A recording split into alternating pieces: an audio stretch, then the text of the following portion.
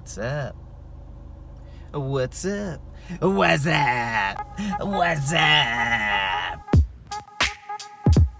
If you remember that commercial, congratulations, you're old like me. I'm Jacob Letman, this is a Rideshare Hub. Welcome back for another exciting video. Thanks for being here. Give yourself a pat on the back for showing up.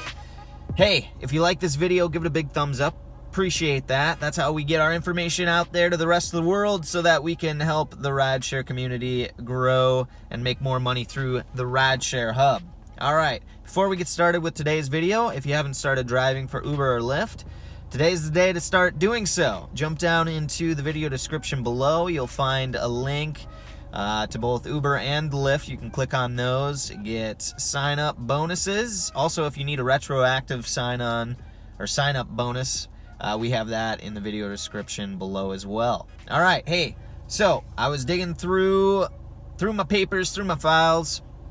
Not really. I was in my driving history going through that, and I found driving breakdown of a good week of driving. So I wanted to share that with you guys so you guys could see the breakdown.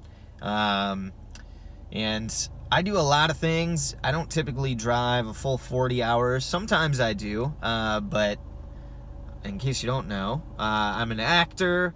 I teach golf on the side. I work charity golf events.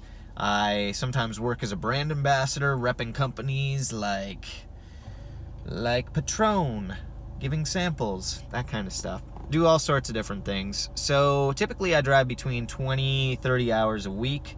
Sometimes less, sometimes more, depending on what's going on.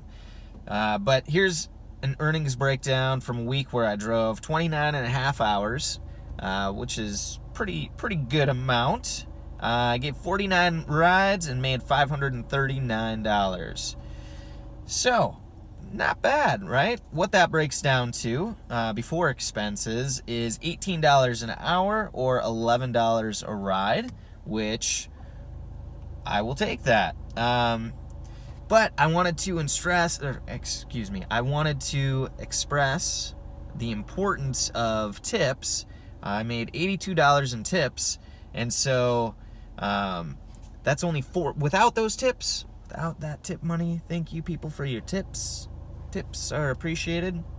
I would have made $457 without the tips, and it would have taken my hourly from $18 an hour down to $15.50 an hour. So that's a big difference, right? Especially because I don't have the gas calculated in here. I'm sorry. I don't remember how much I spent that week.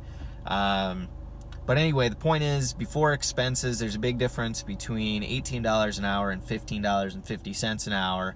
So definitely make sure to watch our other videos talking about how to maximize your tips. And yeah, just wanted to give you guys this breakdown so you could see what it's like driving full-time in the Phoenix area. So why don't we do this, you guys?